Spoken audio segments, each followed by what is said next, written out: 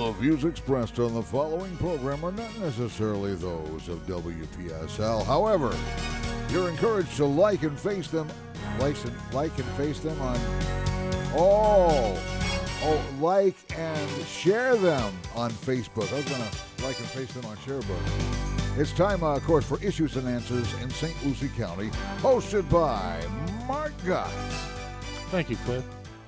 Good evening, everyone. It's really good to be back. As usual, we usually have a guest that comes in to help me get through the show. While I was gone, I had a host that did a great job of getting through the show so well that I invited Mike Loeb back to be here this evening and maybe just co-host going forward. He did such a wonderful job, he and Mike Milady. So as the usual format of the show, the first half we're going to bring out issues that affect the citizens of St. Lucie County. And the second half, we'll open it up to your phone calls to ask any questions you may have or any issues that you may have. So tonight, good evening, Mike, by the way. Good evening, Mark. Great to have you back. It's a pleasure to be back. And Mike suggested that we do something simple for tonight's show. So we decided to unpack the 13 constitutional amendments that are being offered to the citizens at this election period on November 6th. And we've obtained this, basically, information from the James Madison Institute, which opens it up basically by saying in most election years, ballot initiatives are fairly clear and straightforward. Not so with 2018. The actions and process of Florida's Constitutional Revision Commission have resulted in a series of ballot initiatives that are more complex and require more discernment. Now, there's a lot of questions, how did these amendments get on there? So I'm gonna turn it over to Mike to give you some basics about how these constitutional amendments were put together. Mike? Thanks, Mark. Basically, I'm just going to run through a couple of bullet points here as to how the amendments got to be amendments. Or got to be on the ballot for your consideration. 13 amendments found on the 2018 ballot represent the highest total in 20 years. Proposed constitutional amendments on the November ballot originate from three specific sources: the Florida Legislature, the citizens of Florida, and the Constitutional Revision Commission, otherwise known as the CRC. All amendments require 60% voting majority to pass, as opposed to a normal election of a elected official that only requires 50% plus one. In the legislature, 60% of the Florida House of Representatives and Florida Senate must agree to put the proposed amendment on the ballot. This year, the Florida legislature passed three amendments, numbers 1, 2, and 5, and we'll get to those in a little bit. The Florida Constitution also has a mechanism for citizen initiative petitions. Floridians can place proposed amendments on the ballot by gaining at least 766,200 signatures from 14 of the state's 27 congressional districts. Two measures made it to the ballot in this particular method, and that would be Amendments 3 and 4. The final source of the ballot initiatives comes courtesy of a group unique to the state of Florida, which is the Constitutional Revision Commission. The CRC meets every 20 years. The 37-member commission spends roughly a year identifying crucial issues across the state. This year, the CRC proposed 8 ballot initiatives, Amendments 6 through 13. However, as opposed to other methods, the CRC is not required to have single subject amendments. Consequently, the commission chose to combine several initiatives into what we call bundled amendments, and we'll point those out as we go along. Now, I think it's very important to tell those who are listening to us that you need a good cup of coffee, a strong cup of coffee to keep you awake. As we get further into it, you may need something more alcoholic. As I was going to say, it could say coffee on the outside of the cup. You can put anything you like on the inside. Especially when it has to do with taxpayers' money. And we're going to go through the amendments. We're going to go bounce back and forth. And so what we're going to do is give you the basic ballot language of each amendment and then what that vote means. to try to run through them and at least give you a wash through, and then come back and pick 3 or 4 of those amendments and drill down even further.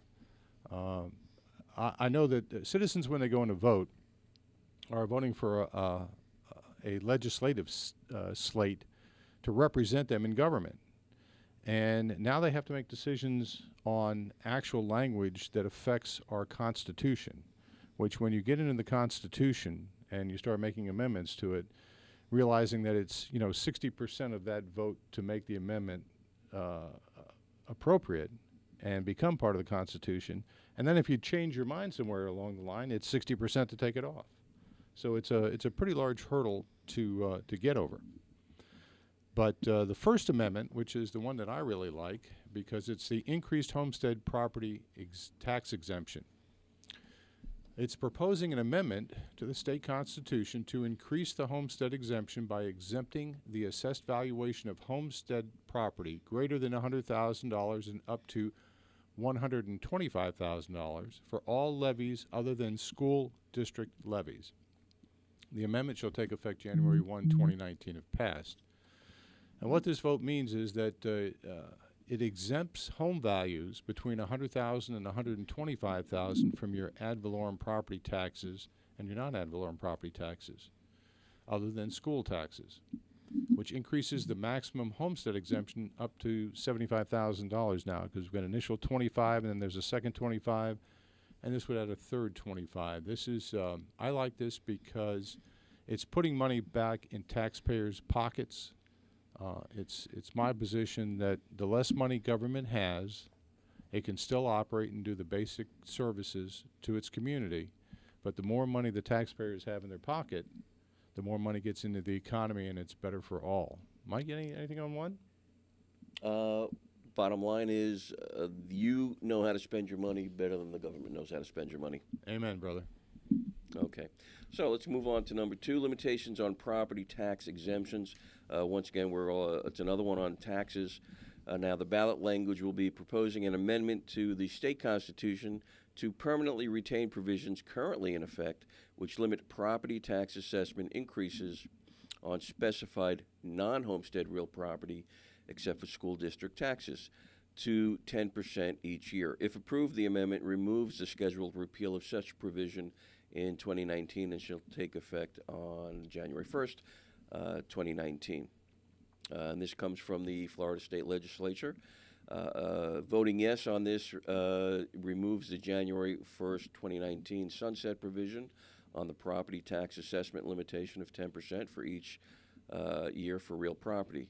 A no vote maintains the sunset provision expiration date for the 10% property tax limitation. Now, this is tax on non-homestead, so investment property. If you rent a home here in Florida, you're living in a non-homesteaded property. Mm-hmm. So if you're a real estate investor, this is important to you. But more importantly, if you're a renter, this is important to you because, as we all know, taxes get paid by the end user, whether they be taxes on corporations or taxes on investment property. And it also always amazes me that the only taxes I ever see sunset are those where the taxpayer is getting a break.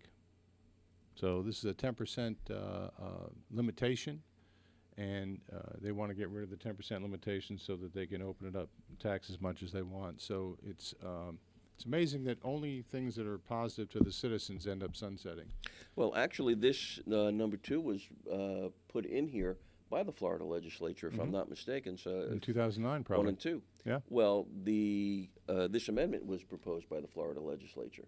So they're asking that we put this in here. It's ready to be sunsetted, but we'd like for the citizens of Florida to vote in order to make it permanent. Certainly, because this affects these tax benefits that go to our citizens do not necessarily affect the state. They basically affect local governments, city and county governments, and reduces the amount of taxation that they can utilize. Mm-hmm. So it's a local situation now being discussed at the constitutional level. We'll go to Amendment 3. This is voter control of gambling in Florida. The ballot language is, this amendment ensures that Florida voters shall have the exclusive right to decide whether to authorize casino gambling by requiring that in order for casino gambling to be authorized under Florida law, it must be approved by Florida voters pursuant to Article 11, Section 3 of the Florida Constitution. Affects Articles 10 and 11, defines casino gambling, and clarifies that this amendment does not conflict with federal law regarding state tribal compacts. So this would have no effect on the Indian Reservation gambling. This is just strictly for the state. And a yes vote on this measure gives Floridians the exclusive right to authorize casino gambling within the state. And a no vote on this measure keeps the right to authorize casino gambling within the state legislature.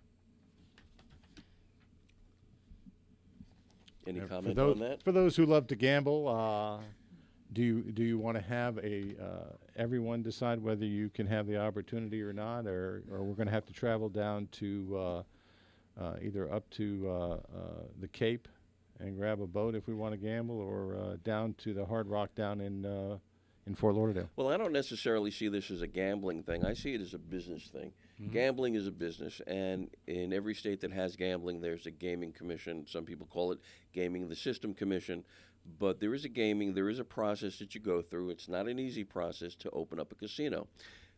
Casinos mean jobs. Casinos mean revenue. And yes, there is a dark side to it, but you could find a dark side in absolutely every business. I don't know that we need to create additional hurdles for anybody opening up any type of business, and that's really what this is.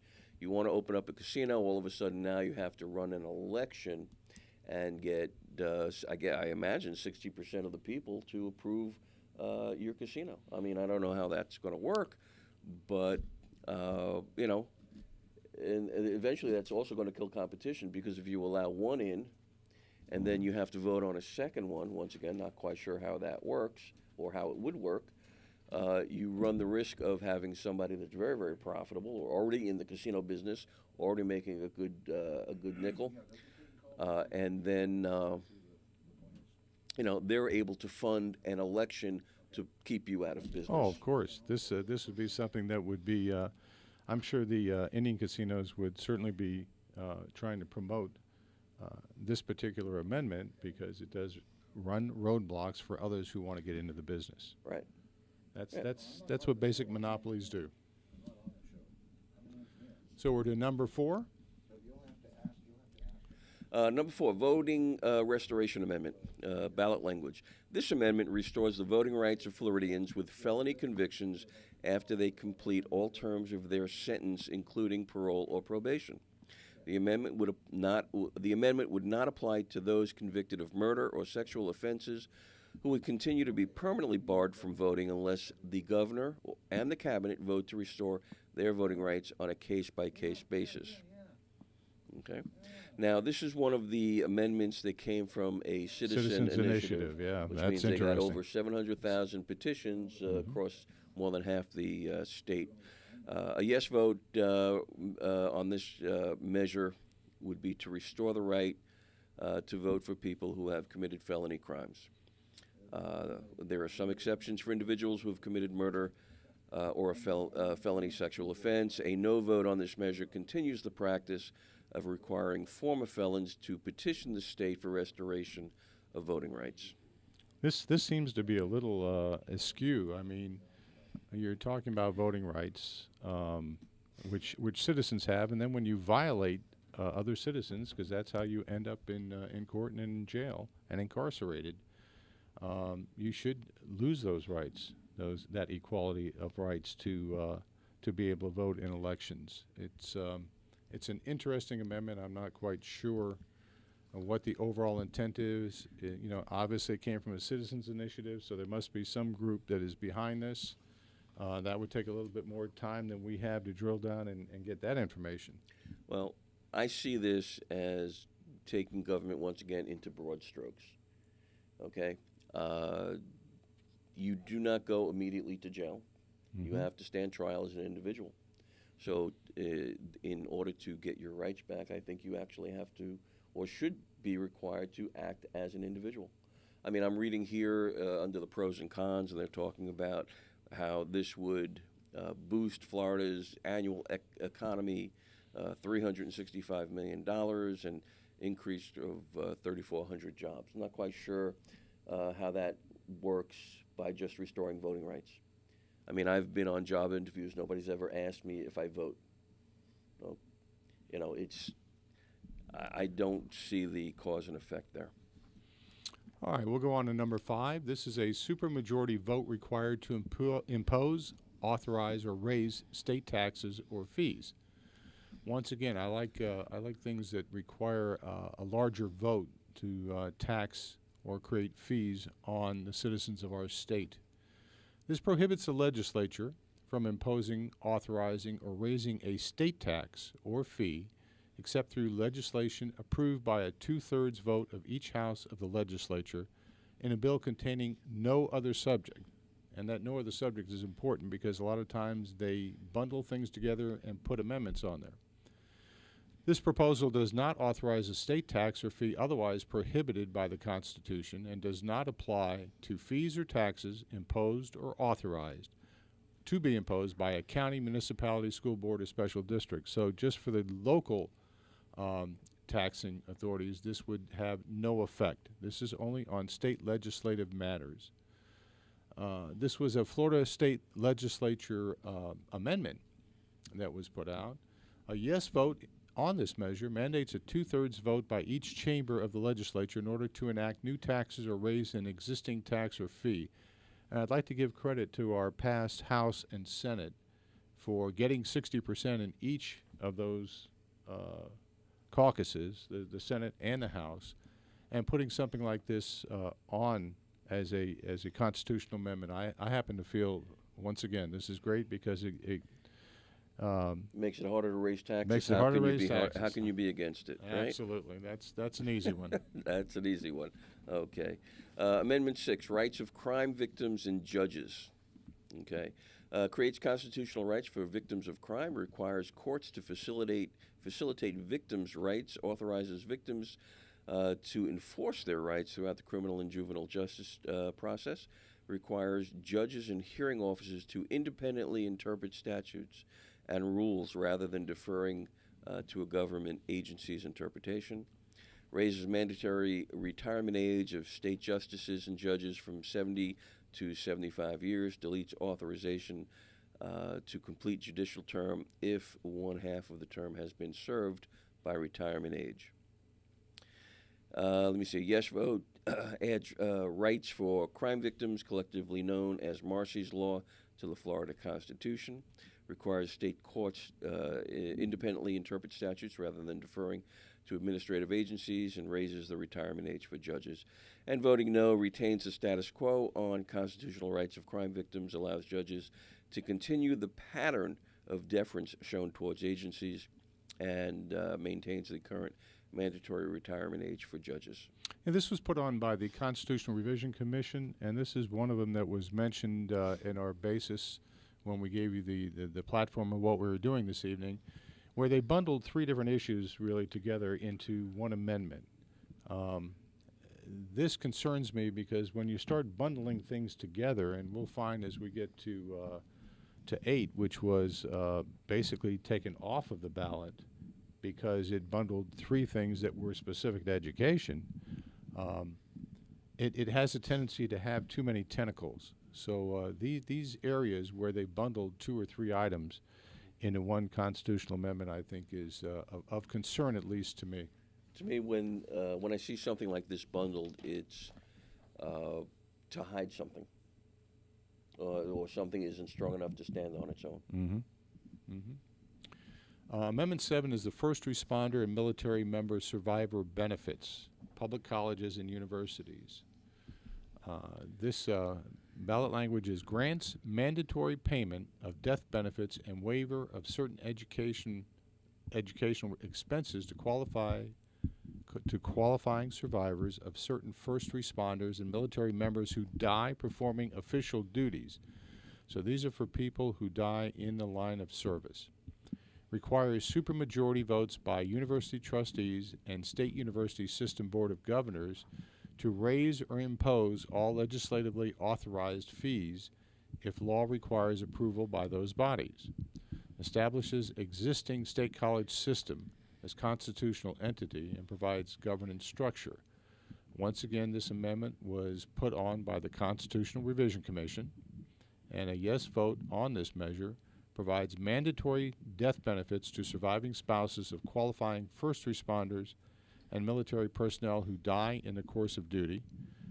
It requires an affirmative supermajority vote in order to raise university fees, and it cements the current governance structure of Florida's higher education system into the Constitution.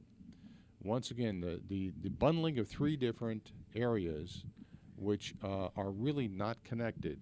And once again, I believe the concern is that can any of these stand on their own? Yeah, well, I don't see the three. I see the two. Obviously, military member survivor benefits. With nothing but thanks to our military servicemen and women out there. Not quite sure that this is something that requires to be put in our Constitution, and how that gets put with college fees is beyond me. I agree. Cliff, when do you want to do a break? You tell me. Whenever you're ready to. I mean, you're part of the show, Cliff. Would you like to, really? Would you like to take one now? Well, we are about halfway through, and we're about halfway through the amendment, so why not? Hey, this would be a great time. And when are you going to open up the phone lines? Because they're chomping at the bits out there already. Are they chomping at the bits? Okay, Yeah. we'll try to pick up the pace on this and get the last 4 or 5 done in a short period of time, and then we'll open it up. Hang in there, folks. Look forward to it. Get ready for your opportunity to call in and chime in. Issues and Answers in St. Lucie County. If as a woman you believe that you can accomplish all that a man can accomplish and more without the help of the government, you just might be a Republican. If you believe that you should have a say in your child's education and that you should have a choice as to where your child is educated, you just might be a Republican. To learn more, go to stluciegop.org and click on Being a Republican. St. James Christian Academy is fully accredited and is now enrolling for fall, preschool through 12th grade, providing students with excellent education in a safe Christian environment for over 17 years. They offer dual enrollment, a BECA curriculum, transportation, affordable aftercare, STEM classes, sports, dance, and karate. St. James Christian Academy is now accepting fall enrollment applications. Plus, ask about their free tuition scholarships. Be a part of the excitement. Schedule a tour today or visit us at stjameschristianacademy.com. This is WPSL Port St. Lucie celebrating 25 years and counting. And we're halfway through this week's exciting edition of Issues and Answers in St. Lucie County. With his own guest host from the last few weeks, here once again is Mark Gotz and Michael Loeb. Welcome back. Welcome back, and thanks for listening. Tonight, if you're just tuning in, we're going over the numerous ballots that will appear on November's. Numerous constitutional amendments that will appear on the ballots this coming November. Yes, this ballot shouldn't be more than 4 or 5 pages, I'm sure. So I guess you better take a cup of tea or coffee with you when you go to the ballot box, because you're going to be there for a while. Get into these. And as always, people are always calling us, going, "We don't know what to do with the amendments. We don't know what to do with the amendments." So we figured we'd go through them, and obviously this will be on YouTube, which you can search on the Google, and maybe we'll be able to shed a little light for you guys. Anyway, we're skipping Amendment 8 because Amendment 8 was pulled out of the ballot or out of the process, as Mark had mentioned earlier in the show. Interestingly enough, it was pulled because the courts decided that it was bundled and confusing. Okay. Meanwhile, we just before the break we did Amendment 7, which had to do with military member, first responders, first and responder survivor benefits military in public colleges and universities. Right. Military survivors benefits and public college and university fees. Somehow the courts figured out that would be okay, but 3 sections all on education. Right. Okay, including term limits for school board members, which we desperately need here in St. Lucie County, somehow found its way off the ballot. Anyway, moving on to number 9, prohibits offshore oil and gas drilling and prohibits vaping in enclosed indoor workspaces, because offshore drilling and vaping are I mean, they go just, hand they just in hand in hand. They go Absolutely. hand in They're hand. just glued together. Anyway, this prohibits drilling for the exploration or extraction of oil and natural gas beneath all state-owned waters between the mean high water line and the state's outermost territorial boundaries. Adds use of vapor-generating electronic devices to current prohibition of tobacco smoking in enclosed indoor workplaces, with exceptions, permits more restrictive local vapor ordinances. Okay, and this was, of course, came from the Constitutional Revision Commission, the gift that keeps on giving. A yes vote on this measure would forbid offshore drilling for oil and natural gas and ban the use of vapor-generating electronic devices in the workplaces. No does not actively forbid offshore drilling and does not add language to the Florida Constitution that prohibits vaping in the workplace. I don't know how the Florida Constitution, or why the Florida Constitution is a place for vaping. We can have a whole show on offshore drilling, like we had last week on the water issues. Right. But as far as, once again, bundling this together, there's no rhyme or reason why these two should be placed together, and certainly not on the Constitution or in the Constitution. Agreed. Amendment 10, state and local government structure and operation. This requires the legislature to retain Department of Veterans Affairs, ensures election of sheriffs, property appraisers, supervisors of elections, tax collectors, and clerks of court in all counties. I know here in St. Lucie County, we elect all of those people. It removes county charters' ability to abolish, change term, transfer duties, or eliminate election of these officers. Changes annual legislative session commencement date in even-numbered years from March to January, and removes legislature's authorization to fix another date, creates Office of Domestic Security and Counterterrorism within the Department of Law Enforcement. Just the way this is bundled with additional departments being created and creating a larger government is gets my antenna up. Once again, this comes from the Constitution Revision Commission. And what your vote means, a yes vote on this measure requires that the legislature provide for a Department of Veteran Affairs, which I thought we had federally, which doesn't run very well. 2, it creates an Office of Domestic Security and Counterterrorism. Once again, I believe the federal government already has these areas covered, and I don't know why we would be doing this at the state level. And 3, holds that the legislature meet on the second Tuesday of January in even-numbered years. And 4, prevents counties from abolishing certain offices and requires elections for those offices. You know, every form of government, even the federal legislature, you've got the House and you've got the Senate, and they have their own rules and they set their own dates other than what is defined in the Constitution as to when they will meet, which is at least once a year, which is not a bad idea. I think we would be better off if they only met once a year. But this is, I think, one sector of a sovereignty, being the state, trying to now come in and maybe influence other sovereign counties and cities. And I just think this is somewhat of an overreach and is creating things that we really don't need. That's Amendment 10. And maybe at some point in time we'll take a look at not electing our constitutional officers and possibly appointing them. For instance, supervisor of election. Supervisor of election, interestingly enough, counts her own votes when you think about it, the absurdity of it.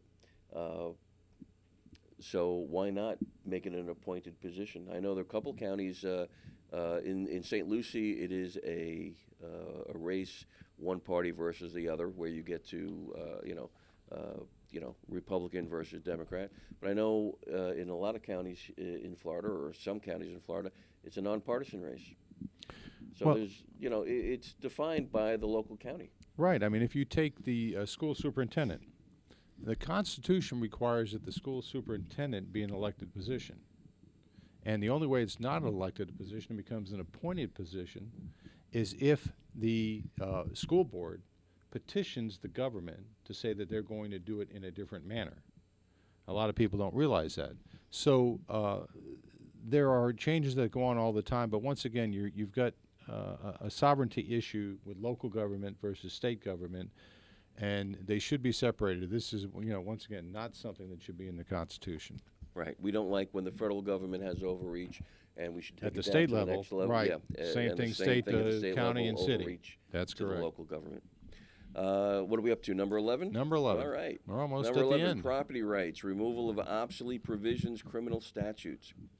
Removes discriminatory language related to real property rights. Removes obsolete language repealed by voters.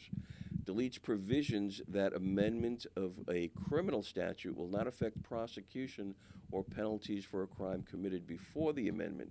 Retains current provision allowing prosecution of a crime committed before the repeal of a criminal statute. Now, if there's an attorney out there that can call in and explain this one to me, I would certainly appreciate it. Well, it sounds like if you commit a crime today and they decide tomorrow that it's no longer a crime, you've still committed a crime. You're grandfathered into the crime, and you could still be prosecuted for that crime, even though had you waited a day to rob that bank, it wouldn't be a crime. It wouldn't be a crime. Wouldn't be a crime. All right. Now, one thing I'd like to point out is the removes obsolete language, which means that there's a lot of stuff going into the Constitution that is old and should be removed. So Well, that if says if it's removed, should it be replaced? now it says removes obsolete language repealed by voters. So now the question is, what is the obsolete language that was repealed by voters? And if it was repealed, Why is it? why is it still there? And this came to us by the Constitution Revision Commission. We have to give them the byline on that. We can't forget that. Cannot forget that. I don't know if a yes vote and a no vote really means anything. But obviously, a yes vote repeals or provisions repeals a provision that prohibits foreign-born people who are not eligible for citizenship from owning, disposing, or inheriting real property. 2, removes obsolete language regarding high-speed transportation in Florida. And 3, clarifies language regarding the repeal of a criminal statute and its prosecution.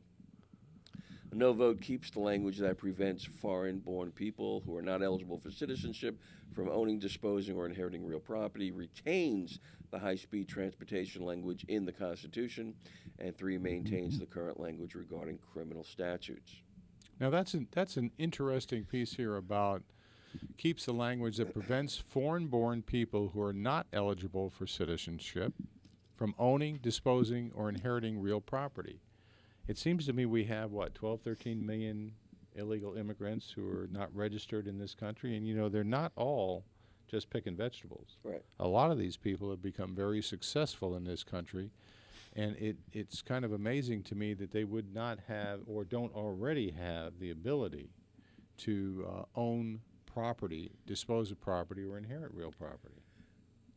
Right. Well, also, what about not necessarily people in this country or, physically in the country, people from outside the country owning property?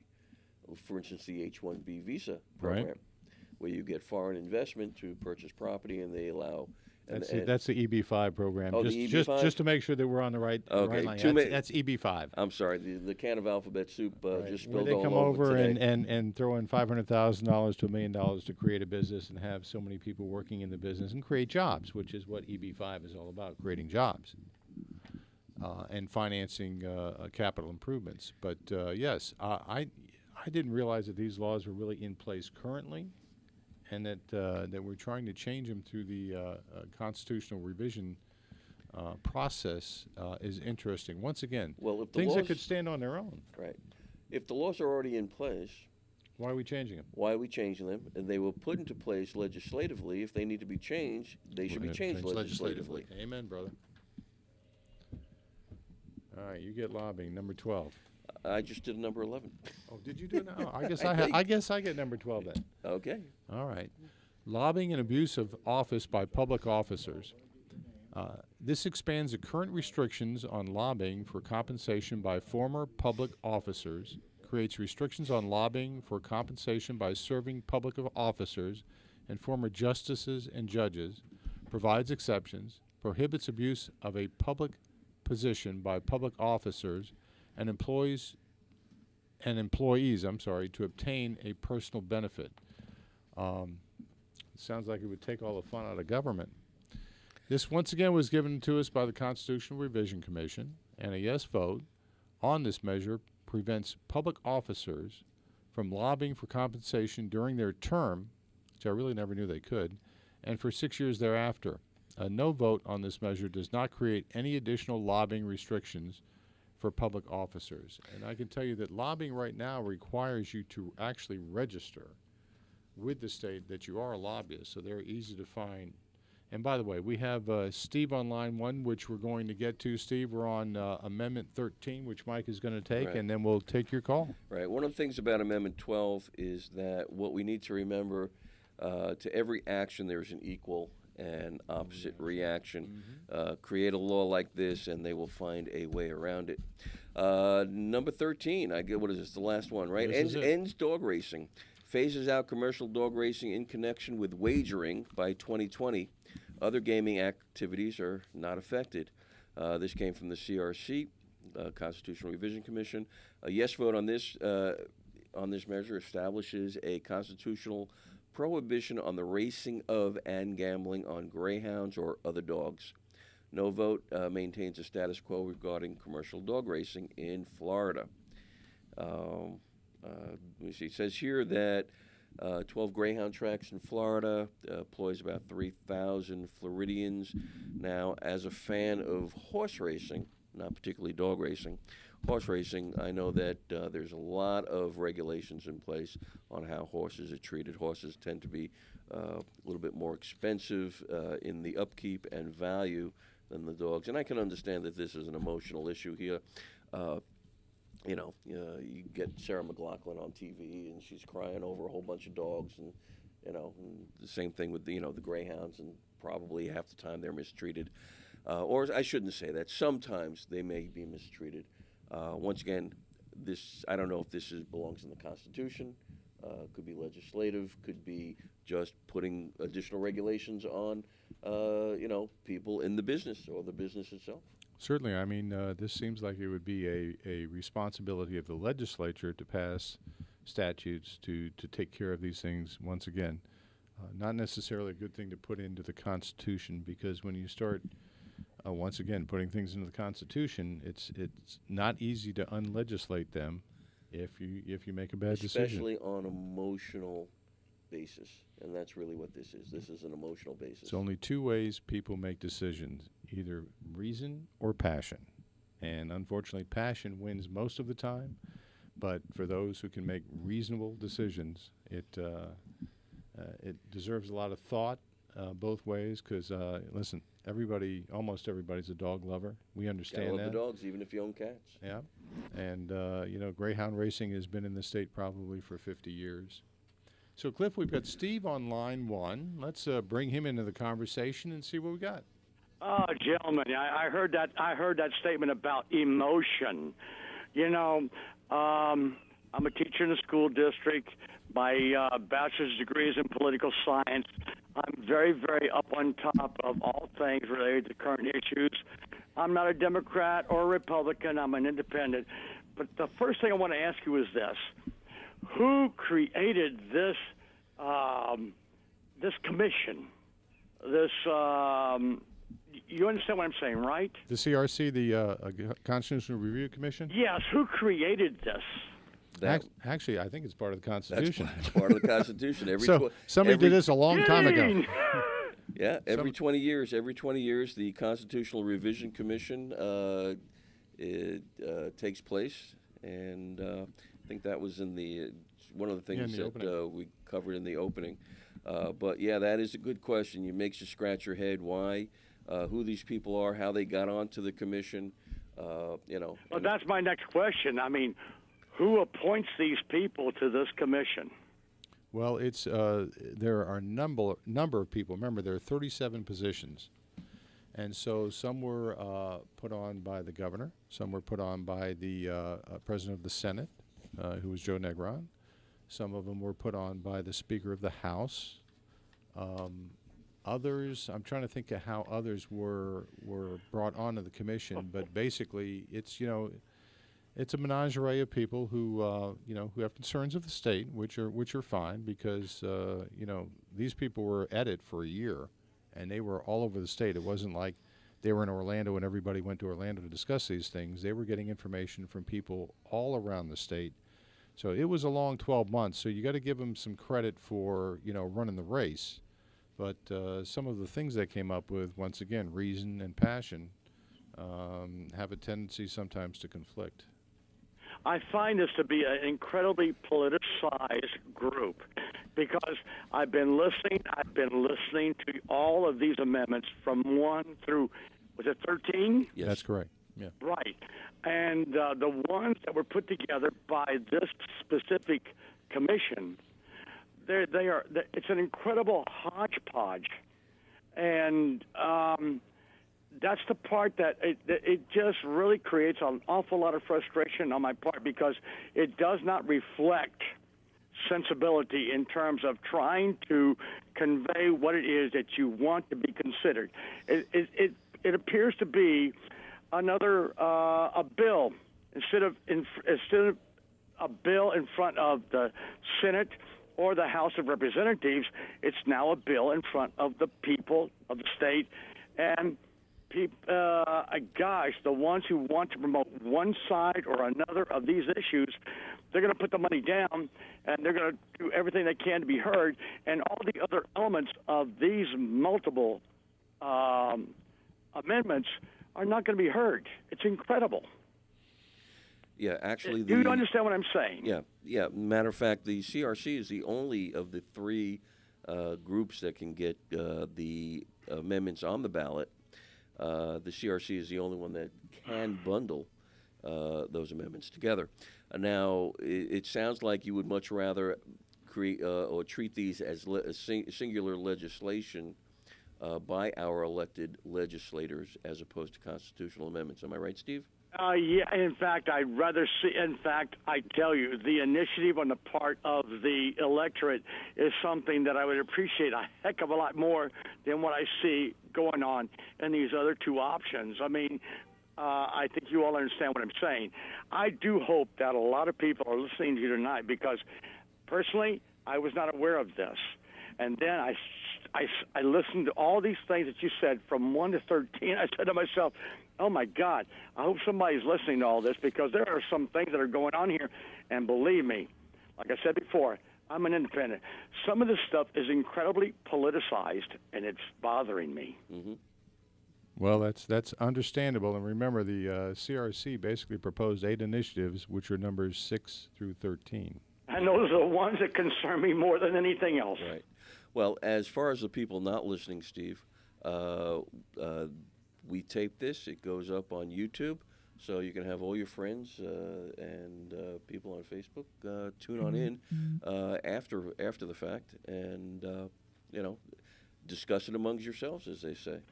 Thank you so very much. What you've done tonight is probably one of the most important broadcasts I've heard this election year. Wow. Thank you very much. Thank you, Steve. Thanks you, for Steve. calling. Great Appreciate call. it. Well, since we finished 13 and we don't have any other phone calls and the phone lines are still open, that's to WPSL. That's 340-1590.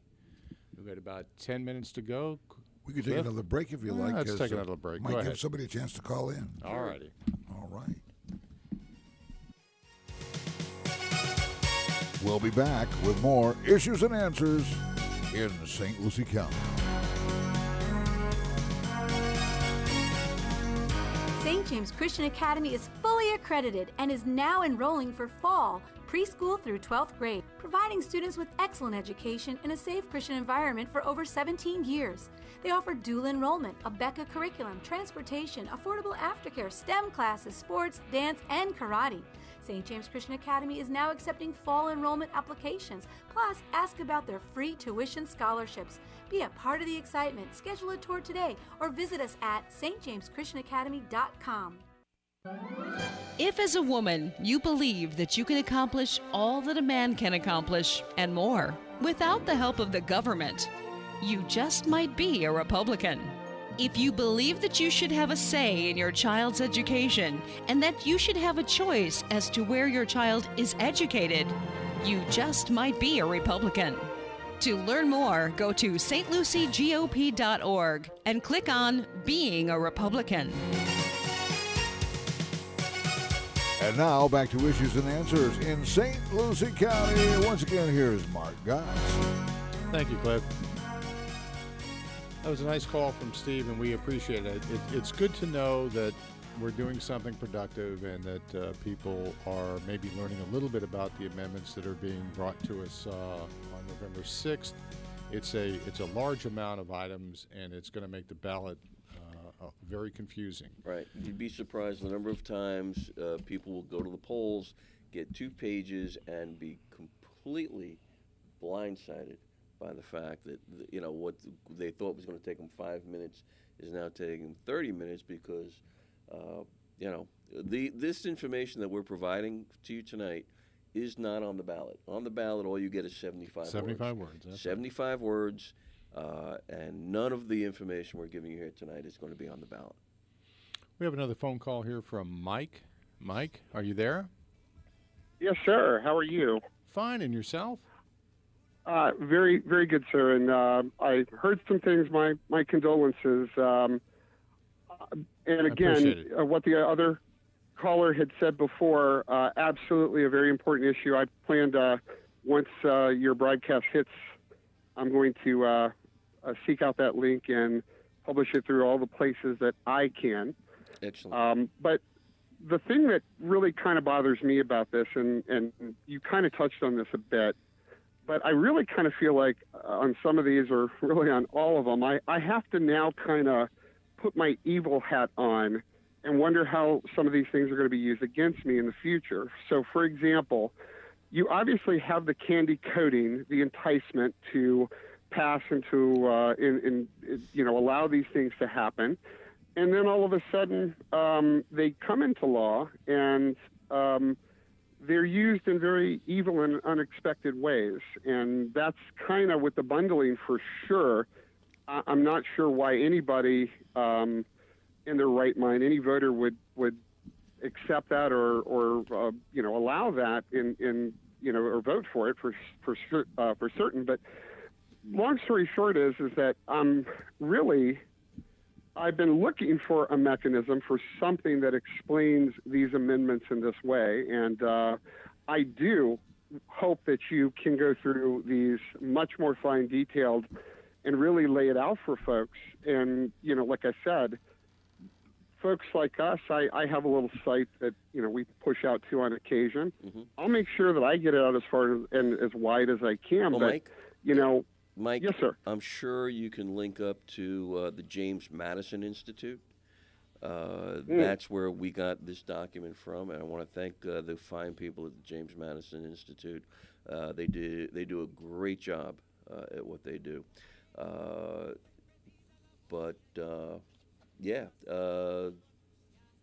James Madison Institute. You could, I'm sure, if you do a search for it, you'll be able to find the link, and then it's called the 2018 Florida Amendment Guide, and it's once again produced by the James Madison Institute, which they're located up in, I believe, Jacksonville. Right, but I absolutely agree with you. I always look at the unintended consequences, whether planned or unplanned, in terms of anything the government does. I'm a type of glass half empty type of guy. I have to look at the trust but verify kind of guy. It sounds like to me. But trust but verify, unintended consequences.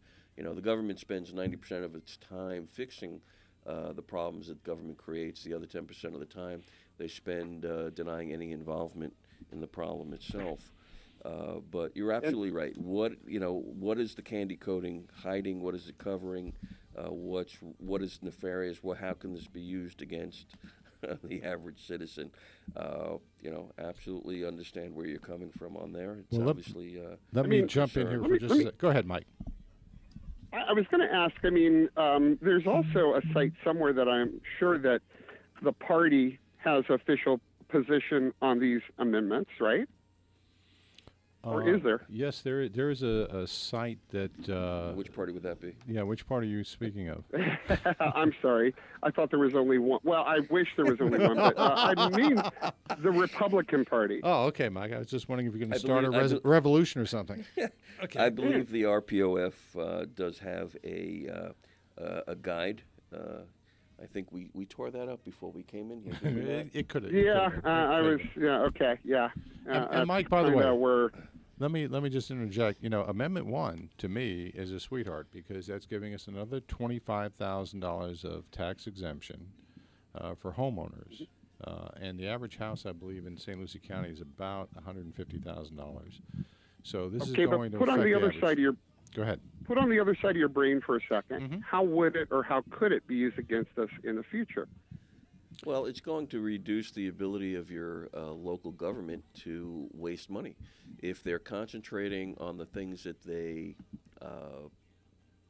need to do, which is safe and secure communities, your first responders, your police department, safe securities, and roads, and basically setting up the economy, or basically not setting up the economy, setting it up for an open economy, which is all they should be doing. Yeah, but the only problem there, though, is like, again, if you recall, St. Lucie County has an amendment on too for their plus tax, which they're targeting a number of different road projects via their tax. First responders, not here but in Palm Beach, also just tacked on an additional millage for those folks. I mean, I kind of see it could have an unintended side effect of causing a lot more of these kinds of things to pop up, or more. That's true, Mike. I mean, just look at the half-cent sales tax that they're trying to press here in the county. Exactly. Which is, an offset, because there is concern about Amendment 1 being approved. And after all, who would want to put money back in their own pockets? Right. I mean, why would a taxpayer want to do that? You'd much rather give it to the government, wouldn't you, Cliff? Absolutely. Yeah, I don't. Thank you, Mike. Mike, want to thank you for your call. Thank you. Thank you. Thank you both. And before we wrap up, I just want to remind everybody that it's September 17th, and there's only 139 shopping days to Groundhog Day. That's a very important issue. Thank you, Mike. Thank you, everybody, for listening. See you next week.